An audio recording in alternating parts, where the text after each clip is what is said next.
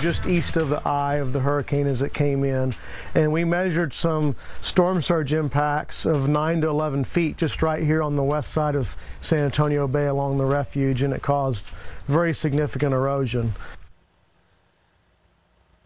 A dozen national wildlife refuges home to whooping cranes, ocelots, and a multitude of other plant and fish and wildlife species were impacted by Hurricane Harvey.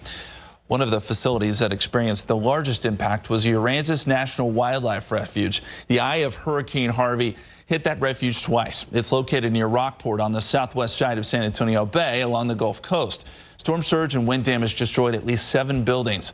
Months later, GMSA at 9's Tiffany Huertas visits the refuge and takes a look at their road to recovery.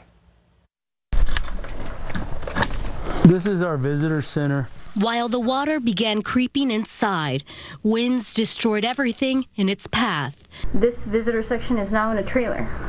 Yeah, and we have what we call a contact station, so it doesn't have any exhibits, but it's a place to come get information about what we got going on in the refuge. For Joe SAENZ, stepping inside what used to be his workplace and assessing the damage is difficult. And right now it's just for safety reasons we've had to stay out of the building. SAENZ works at Aransas National Wildlife Refuge. Hurricane Harvey made landfall on August 25th. Hurricane Harvey damaged several of the buildings here at the Aransas National Wildlife Refuge, but it also made great impact on the wildlife and habitat.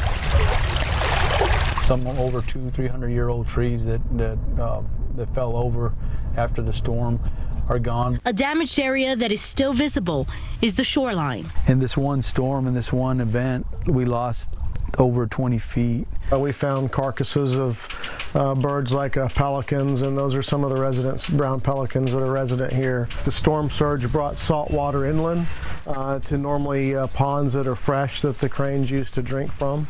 The storm surge pushed a debris line over the marsh and into the upland areas. Misty Edwards comes here to relax, but says she will never forget the storm. Very depressed. Everything we own was just completely gone. Edwards lived on the coast. While everything still feels unreal, Edwards hopes people don't forget. Just pray for us. And while things will never be the same at this refuge, the staff is hoping to continue getting assistance. Something that you see every day when you come into work is now gone. At Aransas National Wildlife Refuge, Tiffany Huertas, KSAT 12 News.